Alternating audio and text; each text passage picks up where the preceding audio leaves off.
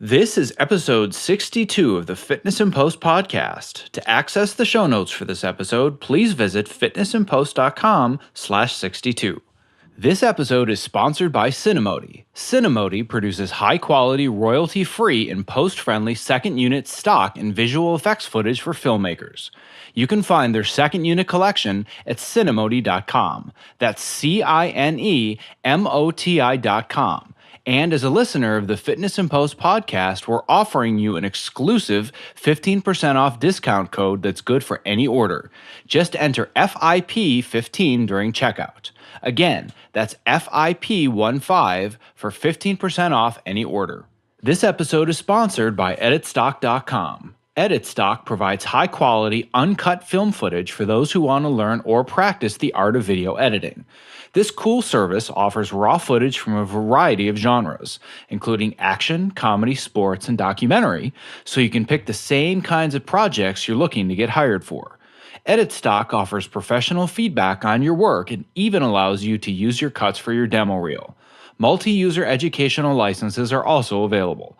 Visit editstock.com today to download a free sample scene and use the code FITNESS to save 10% on your order. My name is Zach Arnold, and I'm the creator of Fitness in Post. You may know me as Empire Editor on Twitter. I spent the last 10 years working long hours in a dark room and battled numerous health problems because of my less than ideal work environment, and that's what led me to building Fitness in Post. Whether you work in film and television post-production like me, or you're a designer, programmer, or anyone working a sedentary job all day, we bring you the practical tips, tools, and resources to bring health and wellness back into your life. You spend all day fixing in a post, now it's time for some Fitness in Post. Hello and welcome to the Fitness in Post podcast, where it is my mission to show you how to optimize the most important operating system that you have, yourself. Today's episode will be the last of 2015 as I'm going on vacation with my family and disconnecting for a couple weeks. So rather than giving you specific tactical or strategic advice on how to advance your career, what superfoods to eat for better performance, or cutting-edge tools so you can stand more comfortably at your workstation, I thought that I would share with you my number one secret for success that I've had in the post-production industry up to this point, and it may surprise you. It's not a super cool way to approach editing a scene. It's not a super secret device that helps me lose weight while I sleep. And no, it's not crack cocaine. My secret weapon is yoga.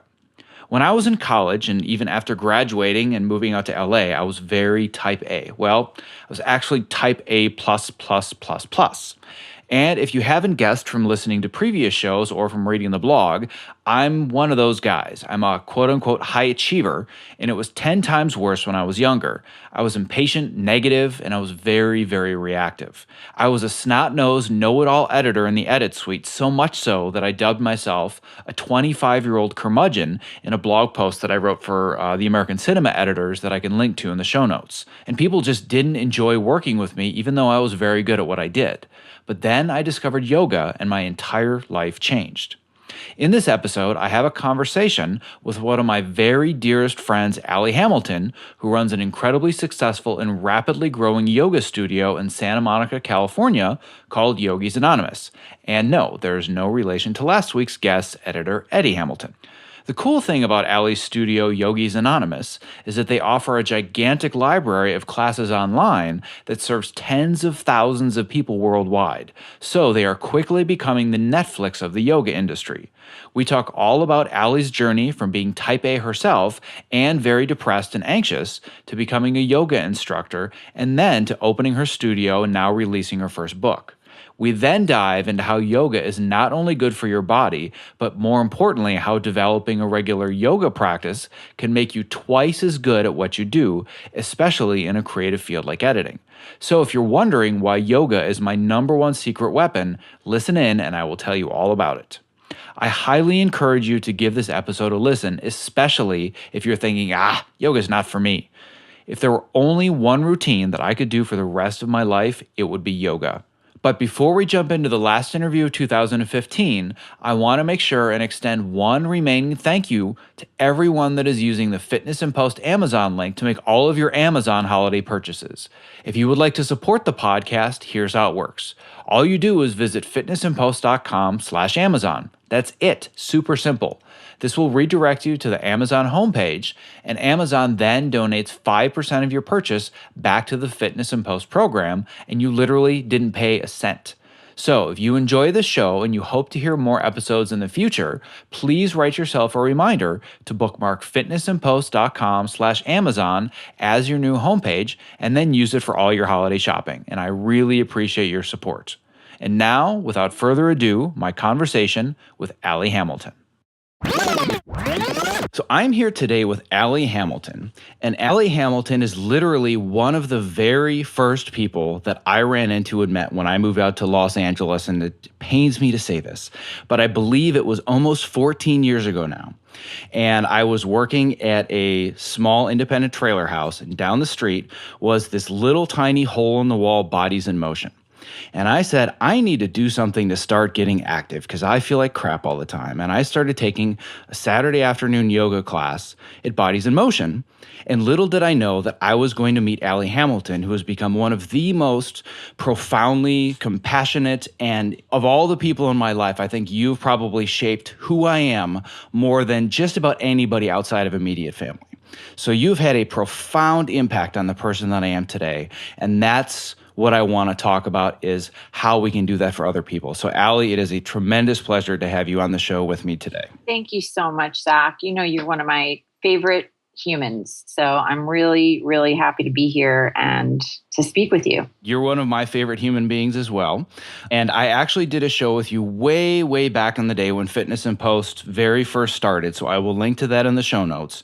And if somebody is coming to this, they want to get a background in the basics of yoga, what yoga can do for you. If that's why you were coming to the show today, we have a whole hour-long show that will go into that. And there may be some overlap here as well. But episode 4, so it's just fitnessandpost.com/4 is where you can go to that initial interview. But what I want to talk about today is your new book that just came out. And the book is called Open Randomly: Fortune Cookies for the Soul.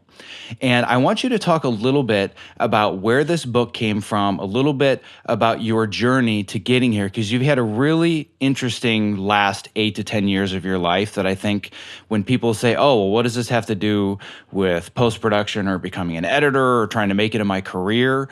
Right. I promise that I'm going to get there, and this is going to be very pointed, but I don't think that we can talk about your book and how it can help people until we understand where the book came from. So can you just give a little background about how things have gotten to where you are now? Sure.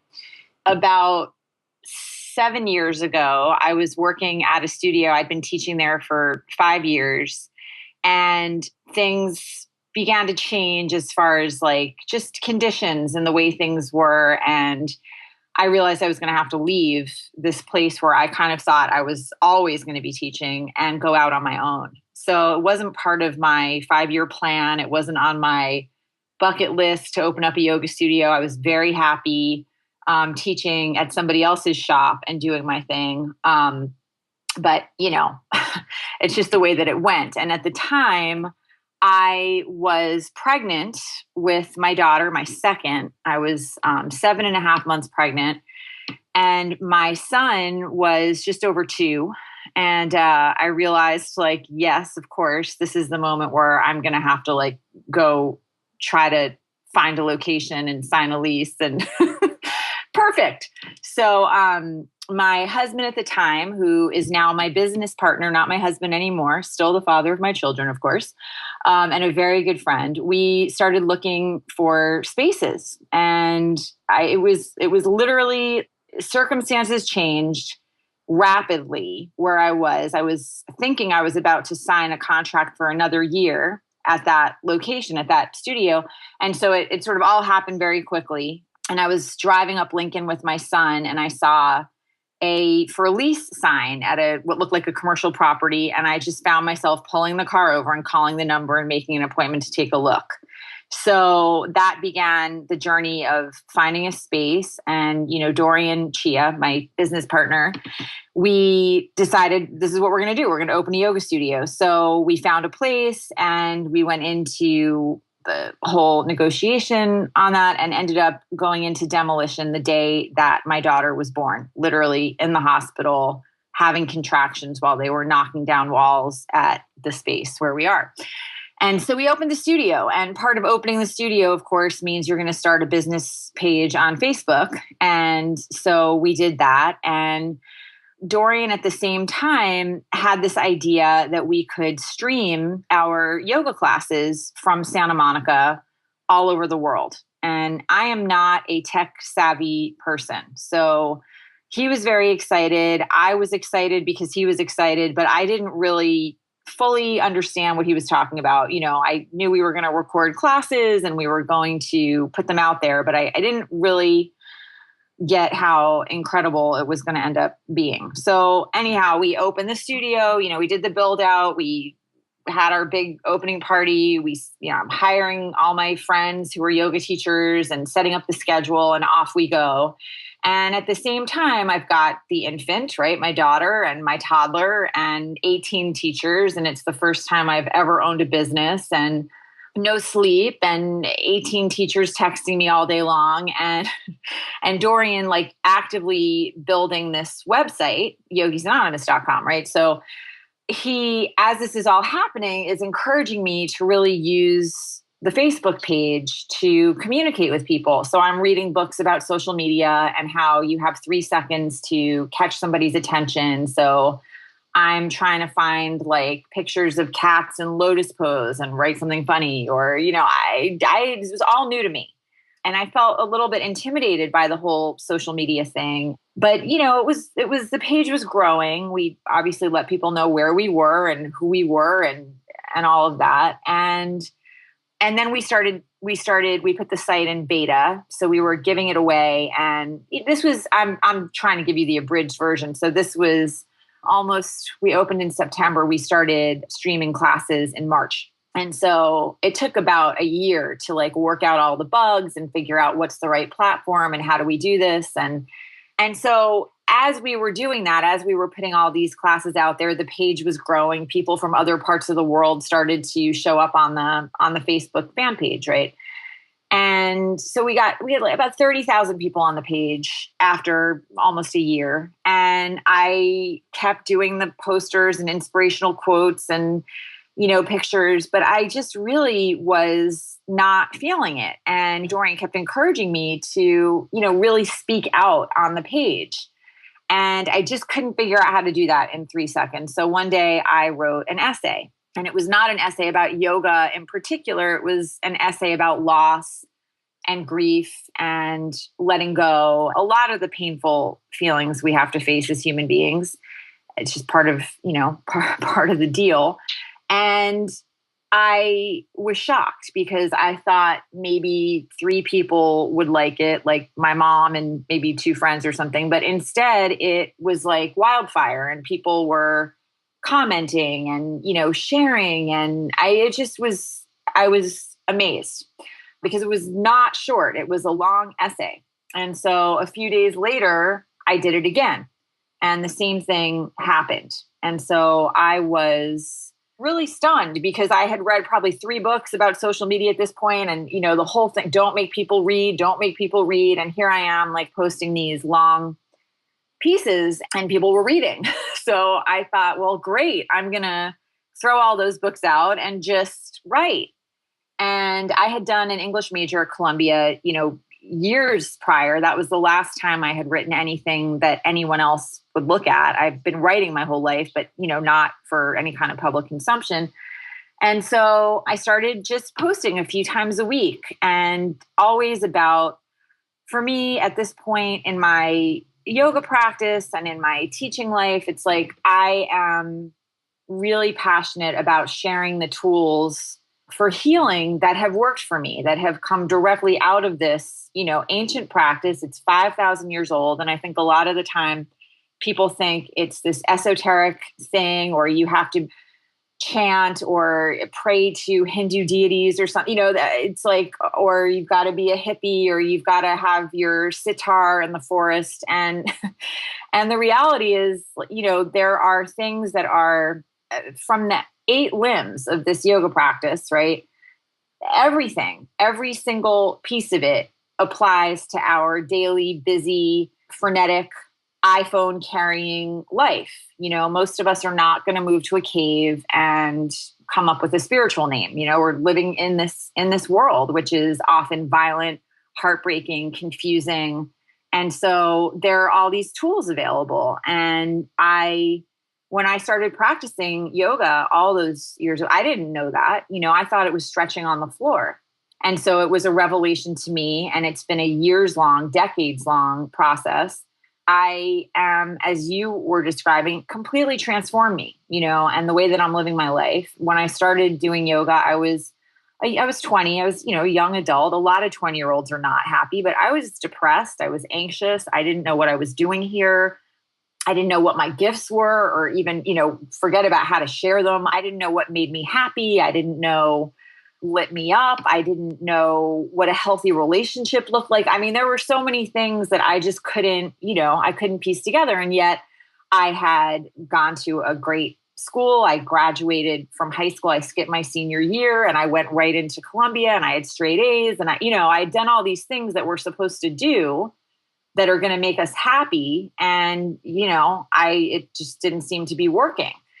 And so when I went and took that first yoga class, I wasn't expecting to discover a set of tools that were going to take me off in a whole different direction and answer all those questions that I was just talking about. I just thought I was going for a physical experience that was going to be healthy for my body. And so over the years, of course, I went in and all these other things happened. And I started to feel this sense of clarity when I was on my mat, this sense of peace. And so it felt like coming home to myself. And over the years, that's why I teach. I feel so grateful and so confident that this stuff works, because I've watched it work in my own life and I watch it work continually every day.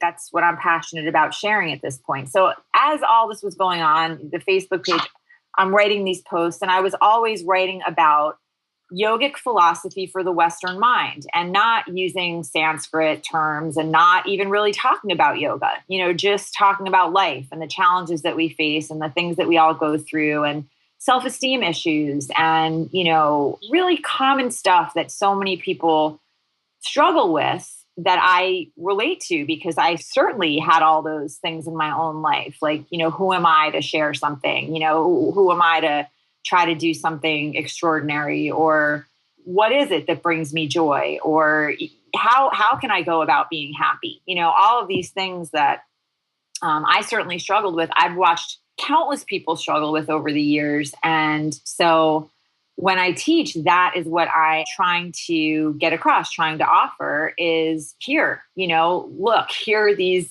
incredible, it's a philosophy, it's a science, it's an art, take a look. I mean, there's more to it than just this 90 minutes on your mat or this, whatever it's going to be. When we stream classes online, we've got 30-minute practices, 15-minute practices. It's more than this 15 minutes on your mat where you're connecting to your breath. It's also when you sit down with your family to have dinner. Are you present? Are you breathing? Are you tasting your food? Are you listening to your kids? Are you connecting to your partner? It's not just the mat. The mat is just the foundation where you get to practice all these other tools, gifts, ideas that you can then take back into your life. And so I started writing about that. And the page grew and grew and grew in a way that I don't think either one of us saw coming. People started saying things in the comment threads like, oh, I love your daily blog, or I get up in the morning and I come right to and I was like, oh no, don't say daily, I can't, I can't do this every day. I have kids and teachers and I'm teaching my own, schedule. But anyway, it did take on a life of its own. And I started to blog every day. And the page now, we're coming up on 200,000 people, which is just crazy. But that's what I do. Almost every day I put up a blog post that is all about just life, how to show up with love, how to heal things in your own person, your own being, your own psyche, your own emotional body, whatever you want to call it, that are blocking you from opening to joy, love, gratitude, excitement. And I think people are really hungry for that kind of conversation. So I've been doing that since 2010, so 5 years. And about a year and a half ago, this woman came to my class. And it's so funny, social media, right? She followed me on Twitter later that day, and I saw that she was a literary agent and that she specialized in nonfiction, practical nonfiction. So I thought, oh, that's funny. But I would never go up to a student and be like, oh, you're an agent that. So I just saw that on my phone when she followed me, and I thought it was interesting, and that was it. She came to class and whatever. So a few months went by, and she came up to me after class one day and said, I've been reading your blog for a long time, and I'm sure you have representation, but I'm an agent. I'm like, I don't have representation. And so she said, wow, I really think you need to write a book proposal. And okay, because I'll tell you, for me, even with all the excitement on Facebook, I questioned it. I thought, well, maybe it's just Facebook. I don't know. I mean, like just doubting, like, well, maybe this is great on Facebook, but if I were to actually try to write a book, I don't know. I don't know if it's like that good, So when she said that to me, I had to really check myself, and it felt great, of course, to have somebody who does this for a living telling me to write a book proposal. But then I spent about a year trying to actually do that. It's not so easy to write a proposal. There's a whole bunch of pieces that go to it. So that was an education. And I did that, and she sent it out, and I got a bunch of really nice rejections and people who were like, I really like this. The writing is great. I would love it if she focused more on, whatever, relationships, or this is great. I really like it. I wonder if she would focus more on yogic philosophy, or, there were a bunch of people that sort of came back that way, a bunch of editors. And so I went back to the drawing board, and I came up with 2 different book proposals based on the feedback. And my agent ended up selling one of them. Okay. So that book is not the one that we're talking about today. That book is coming out in August through Llewellyn Worldwide. And it is very much it's called Yoga's Healing Power, Looking Inward for Change, Growth, and Peace. And what I did in that book is sort of like each chapter follows the same setup. So there's like a paragraph that's about the philosophical concept, whatever it is that, people, I'm dealing like repetitive, painful cycles that, you see that you're repeating in your life over and over again. Why are you doing this? Right. And so I'm just giving you an example, but like the first paragraph would talk about samskaras, and that's what they're called in yogic philosophy. And then I sort of would dive into an example from my own life or an example from someone else's life. And then I would dive into the philosophy. And at the end of each chapter, there's the journaling questions, very basic yoga practice, very basic meditation practice. And each chapter follows the same format. So I turned the final draft in August, this past August. And I found out that it wouldn't be released until next August, right? It takes a year, apparently, to create a book, more time than it takes to create a person. And so I had all these people now on the blog, like asking for a book, waiting for the book. And I thought, a lot of them wanted a compilation book. They wanted a place where they could have all the posts to open up and read. And I get that, because I personally prefer to read like a book. I like to, I don't like to read on a screen if I'm going to read for a long time. And so I said to Dorian, it's too bad I can't do the compilation book between now and the time the Llewellyn book is coming out. And he said, well, why can't you? So I thought, well, because I'm starting a teacher training in August and I don't know. And so anyway, I called my agent and I said, hey, I have this idea for a compilation book. And I thought I could like curate 60 of the most popular posts and edit them and group them in different categories, like the relationship you're having with yourself or the relationships you're having with others, old wounds, current problems, don't chase love, that kind of thing. And she said, well, you got to call Llewellyn and make sure they're okay with that because, you signed a non-compete and you have to make sure that they're going to be happy with that. So I called and I talked to my editor, who's amazing. Angela Wicks is her name. And she could not have been more supportive or wonderful. It's so different than the Llewellyn book that's coming out. It's just, they're really, really different. And so she was like, yeah, do it. And so I did it. It was hard. There's like 500 posts up there. So I went through and I looked back on Facebook to see the ones that had really resonated with people the most. And I grabbed those off of the blog and then I edited them each and grouped them into different chapters as I was just describing. And then I thought, well, I better write an intro to each chapter because, since I had done the other book, I kind of knew like how it should be.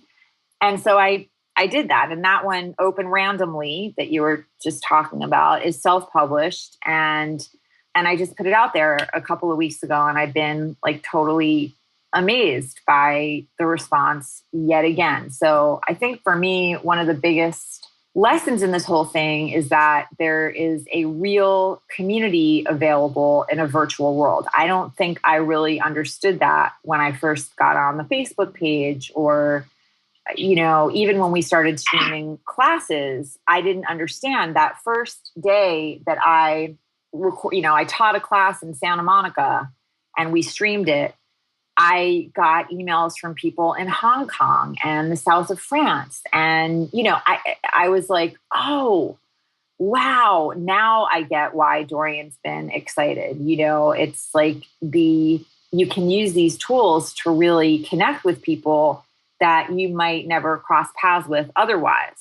And I think that part of this has been one of the most gratifying things for me. I know also for Dorian is just being able to share something that's so meaningful to me, that's changed my own life. I've watched all these people that have been, in the room with me all these years. I've watched their lives transform. To be able to like take that further and reach somebody across the globe in Thailand or something is like incredible. And the same thing has happened with the posts. That has been just a part of this adventure that I wouldn't have envisioned, I wouldn't have. And so it's exciting to me to be writing more. It's really, I think I'll always be teaching on a wood floor in a room with sweating people. I don't think that's ever going to change, but I really, it brings me so much joy to be writing, to be sharing these tools that are so transformative with a wider audience. I feel incredibly grateful and excited and kind of motivated, fired up to distill and in a concise way, share the stuff that has changed my own life and so many other people's lives along the way. I think that's really what we wanted to talk about today, right? It was like self-esteem and healing, personal healing and how it is personal. It's not like this is some formula or, it's different for different people. Obviously, everyone has their own histories and their own experiences, their own families of origin, their own heartbreaks, their own disappointments, their own joys. Everybody's got their own thing, but these tools, I think, are useful to everyone that I have encountered, everyone that that I've met along the way. Yeah, and as you know, I'm probably one of the biggest salespeople or evangelists of everything that you're doing. So I certainly agree with everything that you're saying there. And I'm so glad that you've been saying that this is a tool, because that's the whole reason that I wanted to have you here today. And now that people very clearly have a picture of your journey, your life, your story, that's very important to me because, like you said, and I'm so glad you brought this up, when you think of a yoga instructor, you think of somebody that's wearing their hippie clothes and they have their sitar and they're chanting to people. And my industry is going, why the hell are you talking about yoga on a post production podcast? Like, let's just get the 800-pound elephant out into the room. That's what everybody's asking. What does yoga have to do with me being a better editor and taking care of myself? That's why we're here. Yoga is a tool that's going to help you get there, and nobody makes that connection, and I'm going to very clearly explain why that connection is there.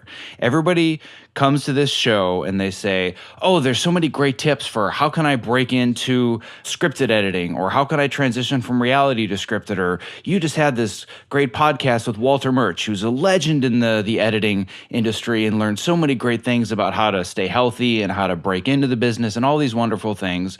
Why do we have a yoga instructor here? And I'm going to tell you that of all the tools that are in my arsenal that have made me who I am in this business and have made me successful, if you talk about books I've read about Avid or books I've read about film theory or editing, you take all of those, you put them in one stack, and then you take me being on the mat in yoga. That is why I'm here today, and that's the number one tool that I have. And nobody's really going to understand that at first. They're going to say, well, if I want to be a better editor, I'm just going to read how to use Avid and I'm going to be really good at editing. But it has so much more to do with it. And a lot of the panels that you go to and you hear editors talk, they'll say, listen, when I'm editing, that's like maybe 25, 30% of my job. The rest of my job is handling relationships with people. It's, playing therapist between the director and the producer, knowing how to make somebody feel comfortable in a room. You are not able to do any of these things until you are comfortable and confident in who you are as your own person. And there was an episode that I did. It's episode 55. It's called We Are Not Below the Line.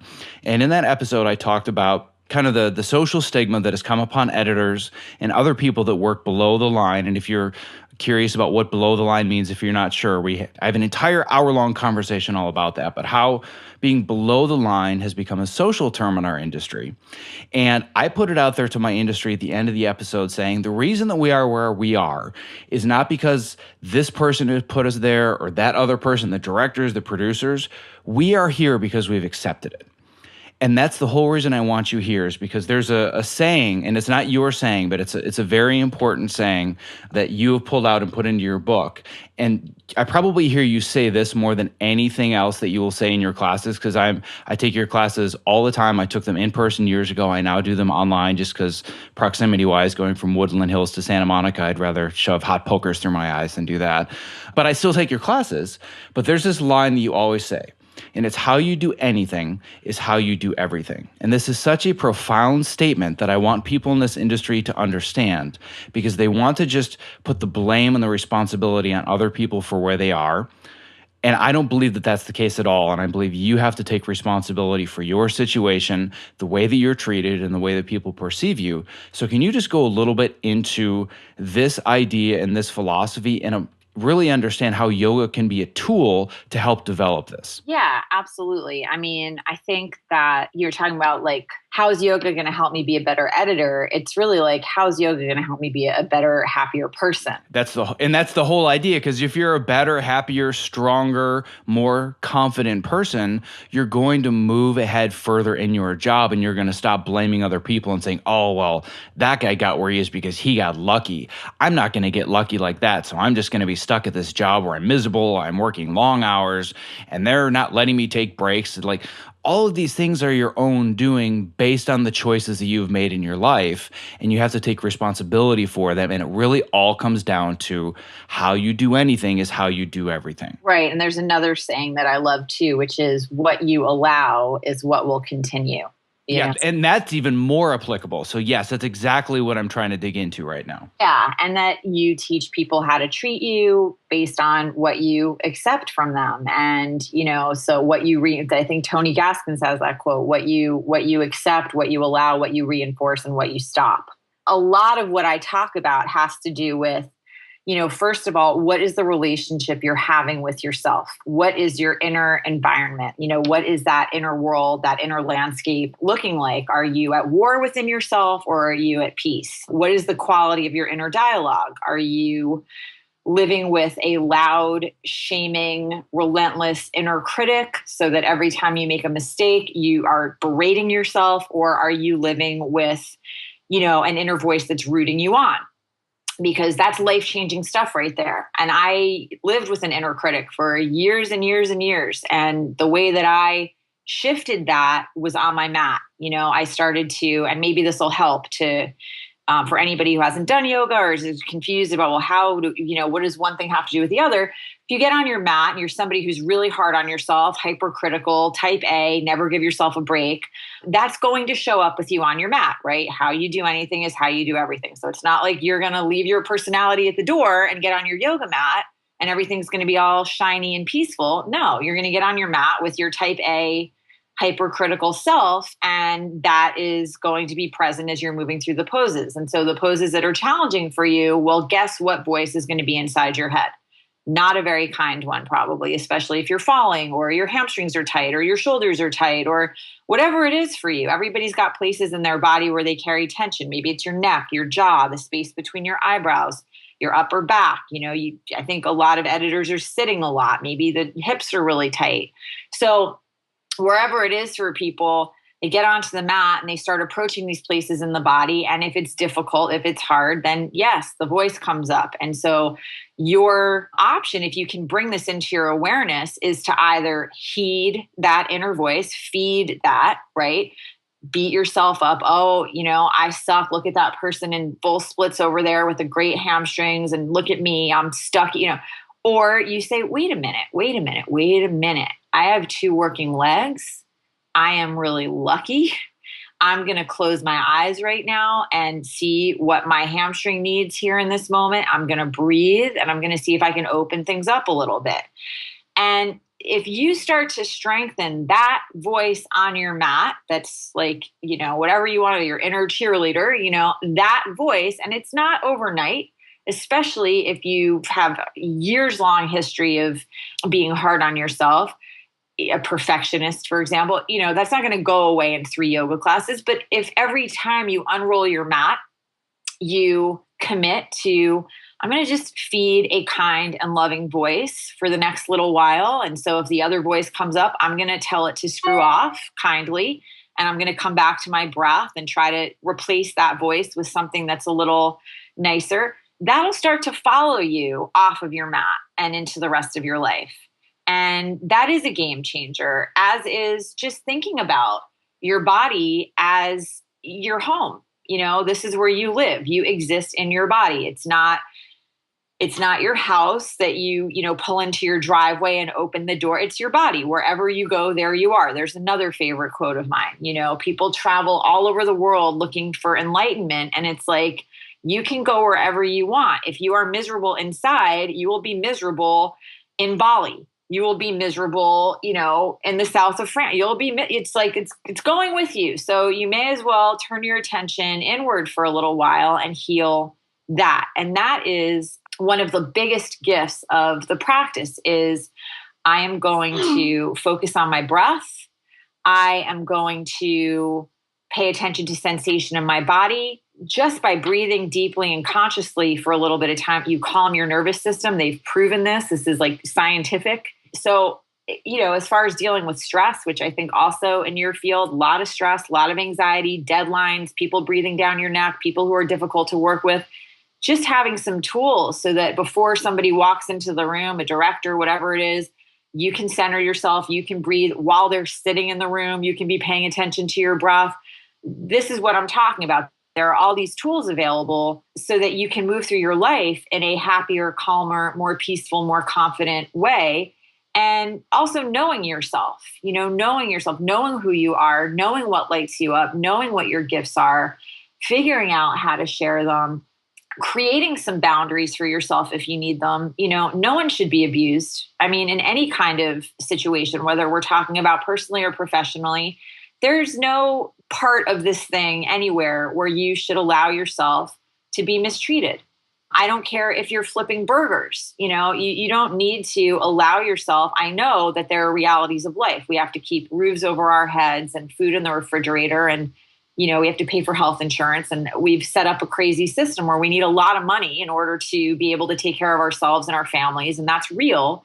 But I think if you're in a situation where you're being abused, you're being mistreated, you got to start to figure out, how am I going to get myself out of this? Because this is not sustainable and it's not okay for me. So there are all kinds of, I know it sounds to somebody who's never done yoga like, wow, that's a lot of stuff going on, but just learning how to tune into what you are feeling in the present moment, because most of us cut ourselves off from it. It's loud mind, and you've got your to-do lists and things that have to happen. You're not paying attention to the body, and the body is always talking to us in the language of sensation. Always. There's a constant conversation happening. Even when we're sleeping, we move because the body's saying, oh, you know what? My hip is falling asleep. I need to roll over. Like, the body doesn't stop talking to us. It's just we are too busy to listen. So the body says, I'm exhausted. And the mind says, where's the coffee? The body says, wow, my shoulders are up around my ears and my legs are crossed. My arms are crossed. This conversation that I'm part of right now isn't feeling good to me. And the mind doesn't listen to that. It's like, the mind is talking to this other person and not paying attention. So your body's full of wisdom and information about who you are, how you feel, what you need to be at peace. And simply by tuning into that, you give yourself an incredible gift, of knowing how you feel and what you need to be at ease and what you need to be comfortable, and honoring how you feel in case you don't naturally do that. I didn't. So for me, these were all new things, and they were part of like rewiring my own system. I had really low self-esteem, a very loud inner critic, type A, perfectionist, never satisfied with myself, had a hard time speaking up on my own behalf, had a hard time creating boundaries with people. I mean, frequently depressed, frequently anxious, very prone to like numbing out. It's just, oh God, I just need to numb the edges, blur the edges, too painful, too much, can't do it, can't take it. And also blame, this is not my fault. This is because this thing happened or that thing happened. And so this is the way that I am. And this is how life is. I had a whole bunch of stories, and I'm not even saying your stories may be totally valid. They may be true.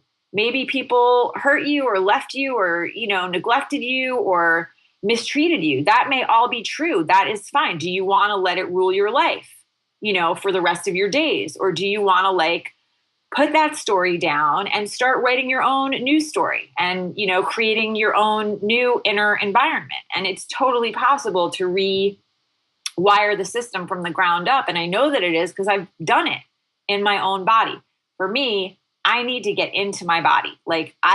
It all sounds good. You can read books and you can think about this stuff and it all sounds good.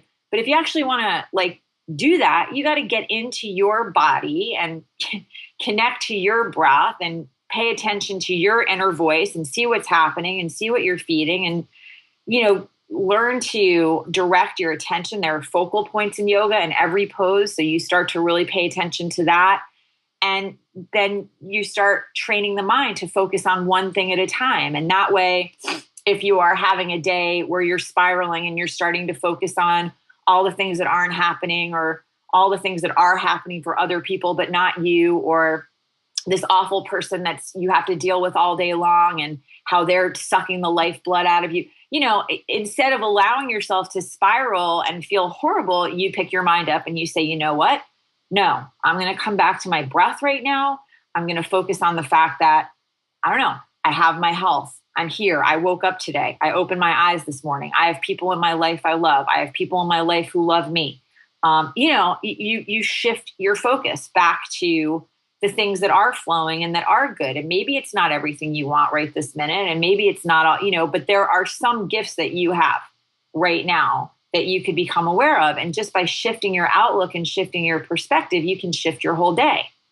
So that's the stuff that fires me up when I'm teaching, when I'm writing. That's the stuff I want to be sharing with people is it doesn't matter if you're an editor or a yoga teacher or a CEO, a director or somebody driving a cab. It doesn't matter what you're doing. It matters how you're doing it. How are you feeling in your life? How are you feeling in your body? Some people have a totally adversarial relationship with their bodies. They're dieting all the time. They're eating fat-free this and fat-free that. And, like that alone, we could do a whole episode on is like, what are you feeding yourself? I have an entire library of podcasts all about that. So I won't go on that soapbox today. Yeah. I mean, and the thing is, like with yoga, we're talking about how are you literally feeding yourself? What are you putting in your mouth? Does it have 20 different syllables?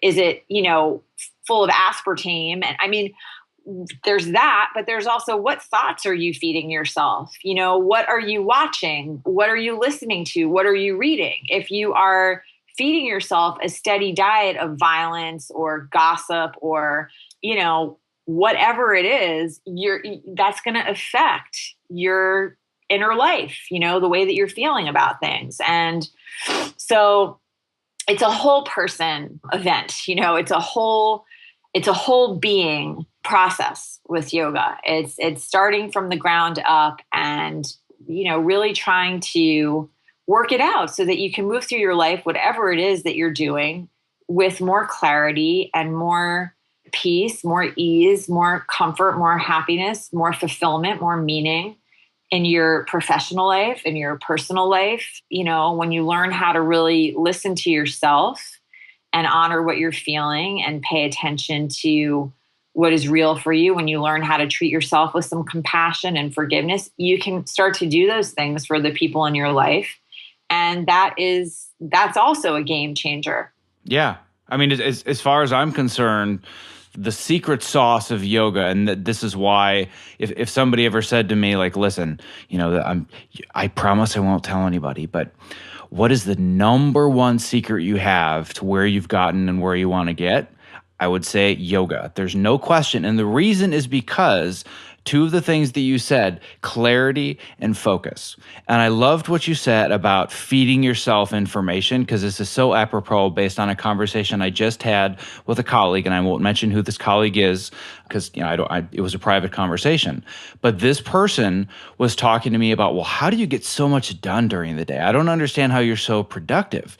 I said, well, I do one thing at a time and I focus on it intensely, and then I take breaks all throughout the day. And I've talked about the Pomodoro technique, and I have entire podcasts about minimizing distractions and minimizing email and things like that. But this person had said, well, don't you just feel disconnected from the world? Like, for example, if some big thing happens in the world as far as a news story, it's like, but don't you want to be able to have conversations with people? I'm like, no, because that's just feeding negativity in my world. That's not going to help me.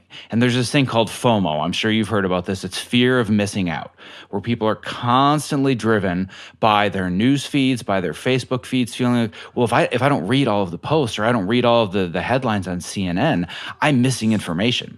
There's so much information that's being shared on a daily basis in our universe right now, it is impossible to consume it. And the reason that yoga is the secret sauce for me is because I've learned how to hone my focus and my clarity. And this is the reason that people like to work with me, because I will be in the room with them and I'm only in the room with them. It's the only thing I'm doing. It's where my presence is. It's where my intention is. And people come out of that room and they're like, wow, I really got a lot out of that edit session. But that's a skill you have to develop. You don't just wake up one day and say, I'm going to be focused, because we are so literally addicted to the distractions in our world that you have to be able to hone that as a skill, no different than lifting weights to make your biceps bigger. Whatever it is, you have to hone that focus. And the secret for me is yoga. That's how I hone that focus. So that, and this is the real reason that there are many reasons I wanted you on here, but the number one reason and the number one action step or takeaway for people is there are so many things going on in the world of post-production at any one given time. Everybody that I talk to says the same thing. I'm so stressed out. I'm working on multiple versions of something at once. I have producers who want this. I have directors who want this. I have notes. I just don't know which one to react to. And my response is, stop reacting. That's the problem, is that people are so reactive. And I work on arguably one of the more stressful shows on television right now. It's basically a madhouse 24 hours a day, 7 days a week.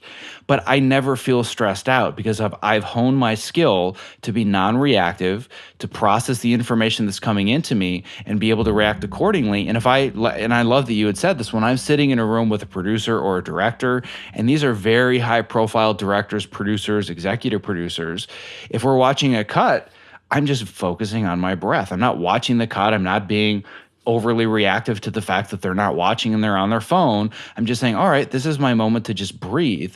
And because my energy is in that place, it brings their energy into that place.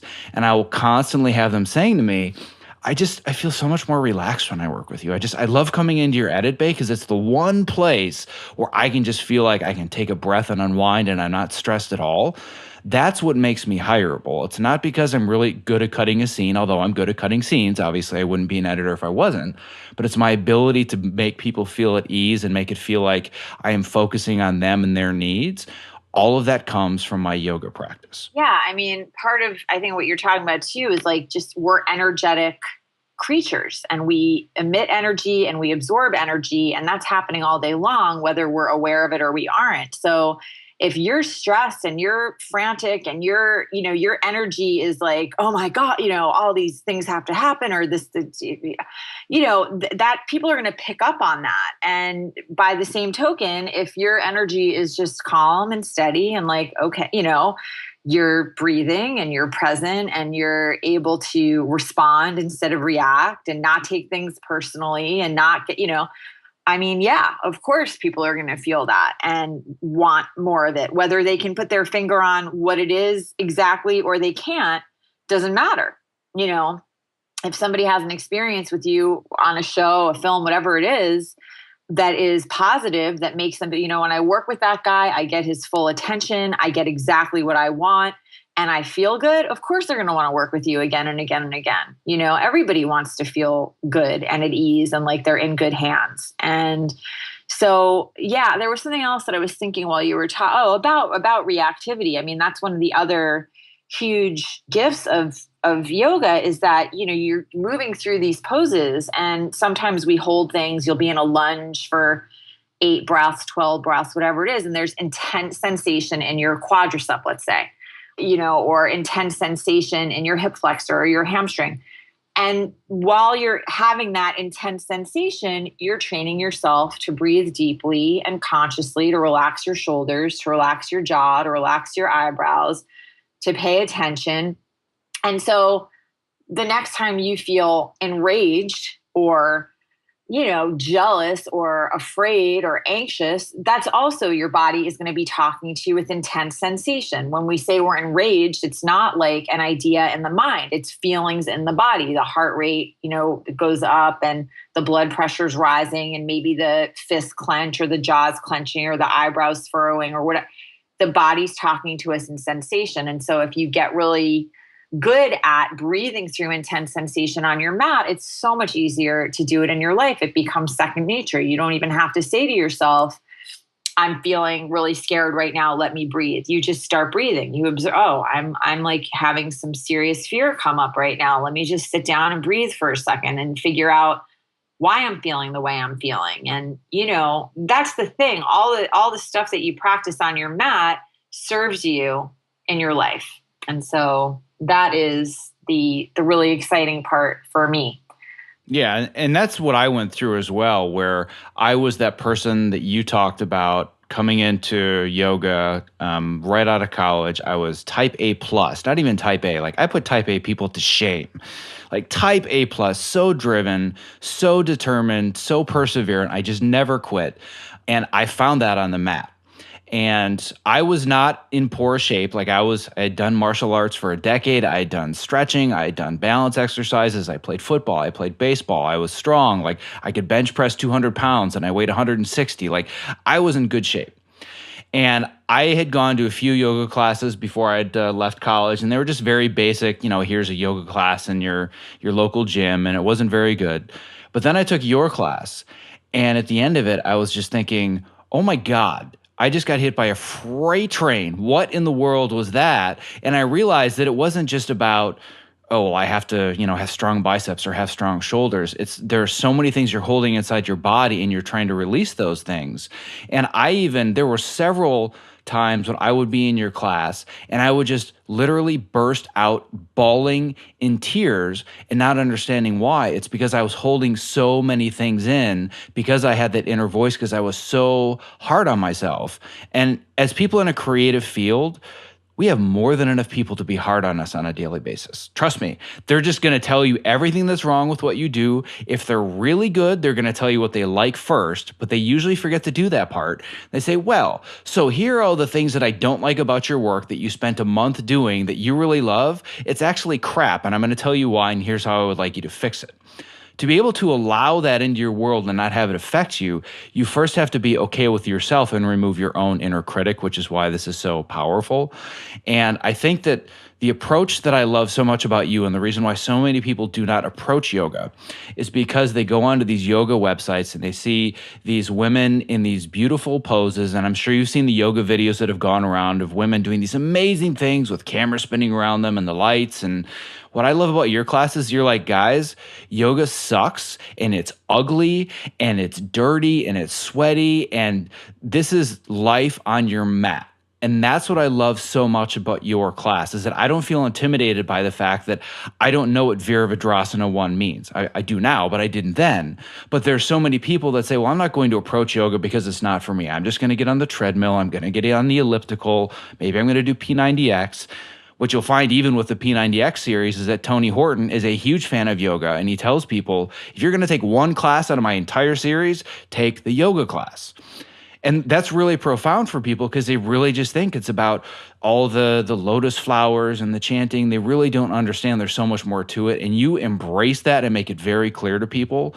And you're okay with saying, listen, you want to do all these poses? That's fantastic. If you want to be in child's pose for 90 minutes and lay on the floor and do nothing, that's great too, because that's what you need. And guess what? I remember spending entire classes with you where I would drive 30 minutes, park in Santa Monica, which is one of the most miserable experiences on the planet. I would walk into your class and I would do child's pose for 90 minutes because that's all I could handle, because I was working myself to the bone. But I would come out and I would feel the energy and I would feel better, and that would start to heal me. So I really want people to understand there's something so much more concrete and palpable about yoga. And there are now plenty of scientific studies that are proving it is actually rewiring your brain, changing your body. So it's not just about all these esoteric, airy-fairy things that you might know about yoga, but it's also just about looking better either, where I'm sure you hear all the time there are the two extremes. It's either I want to be one with the universe, or I just want to look really good in 90 days. And there's so much more from both ends. Yeah, I think a lot of people are drawn to yoga. They're like, oh, I want my arms to look like Jennifer Aniston, or I want a six pack or whatever. And it's like, you know what? I used to get bummed out when people were like coming just for the physical part.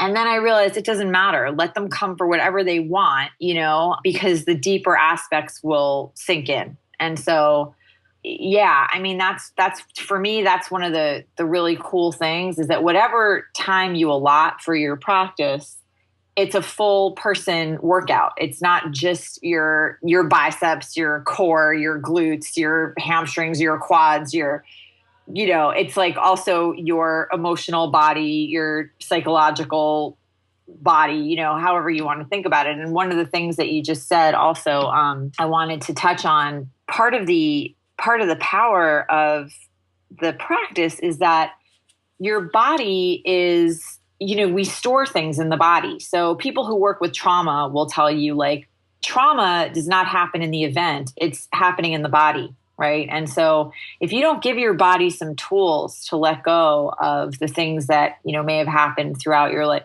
you're storing that stuff. And that's why people go into like a hip opener and they start crying. It's not because, oh, I'm in pain from this pose. It's like, wow, I'm releasing something that I've been sitting on for maybe years. It's coming, it's coming to the surface right now. I'm breathing, I'm quiet, I'm paying attention, and look what is rising up.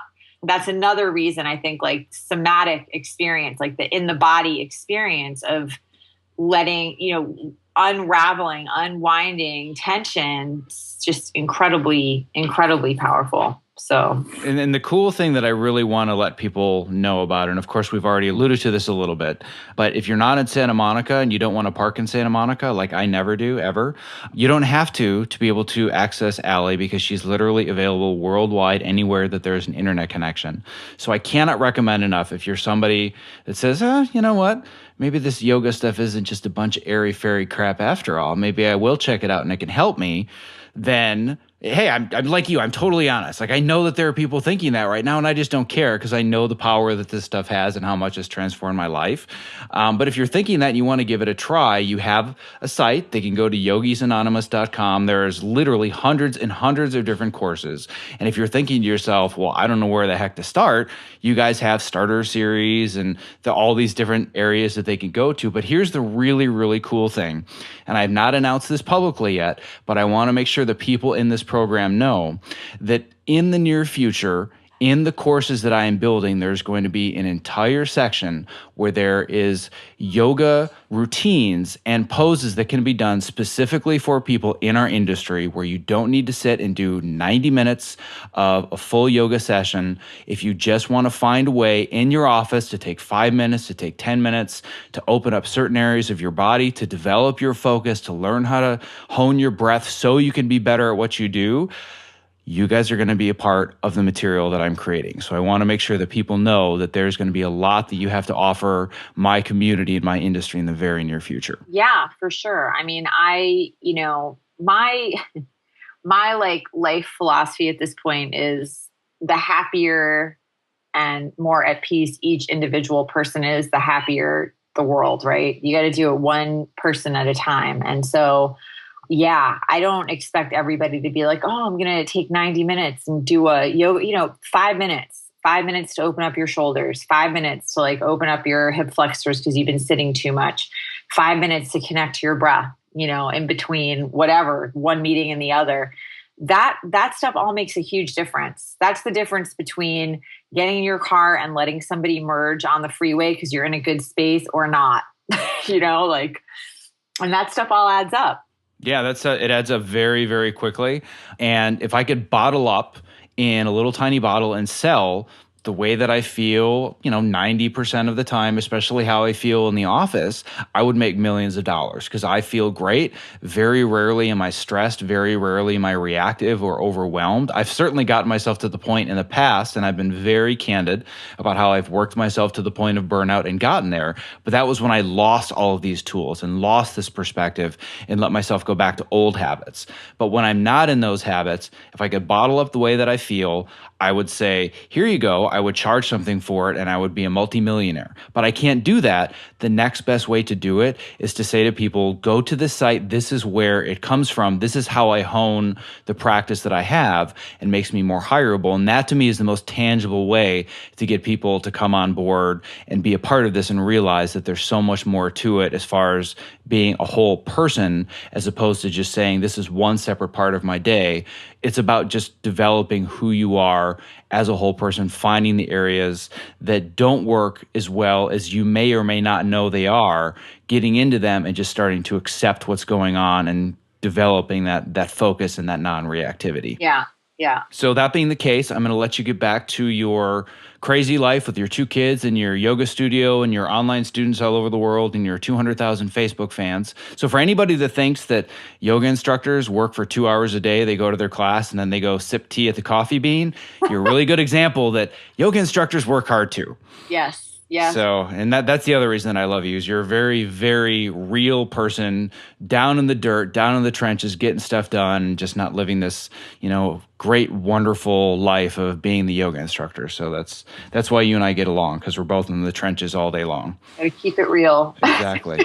All right. Well, thank you so much for being here again. Anybody that's interested, just go to yogisanonymous.com. And if you're patient, very, very soon, there will be a whole offering of Yogis Anonymous content available specifically created for people in post-production. So thank you so much for being on with me. Thank you, Zach. Thank you.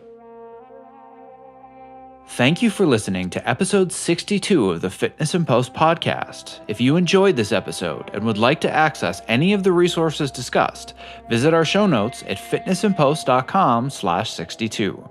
This episode is sponsored by Cinemodi. Cinemody produces high-quality, royalty-free, and post-friendly second-unit stock and visual effects footage for filmmakers. Let's say that you have a restaurant scene, but you just don't have enough activity in the shot. Need some additional extras? Cinemody has the footage for that. Or maybe you need to add some three-dimensional depth to a flat shot. Want to add a defocused tree branch in the foreground? Cinemody has that too.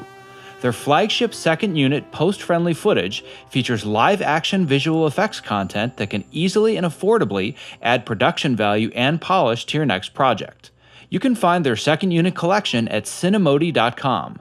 That's CINEMOTI.com. And as a listener of the Fitness in Post podcast, we're offering you an exclusive 15% off discount code that's good for any order. Just enter FIP15 during checkout. Again, that's FIP15 for 15% off any order. This episode is sponsored by EditStock.com. EditStock provides high-quality, uncut film footage for those who want to learn or practice the art of video editing. This cool service offers raw footage from a variety of genres, including action, comedy, sports, and documentary, so you can pick the same kinds of projects you're looking to get hired for. You know the frustration of needing a reel to get a job and then needing a job to get a reel? EditStock solves this old chicken and egg problem by allowing you to use your cuts for your demo reel.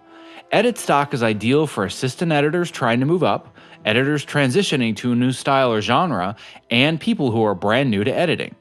EditStock can even give you professional feedback on your work. Best of all, every time you buy raw footage on EditStock, 30% of the purchase goes to the filmmaker who created it. So you can help these indie directors earn back their budgets. Multi-user educational licenses are also available. Visit editstock.com to download a free sample scene and use the code FITNESS to save 10% on your order. Thank you for listening. Have a wonderful holiday season and be well.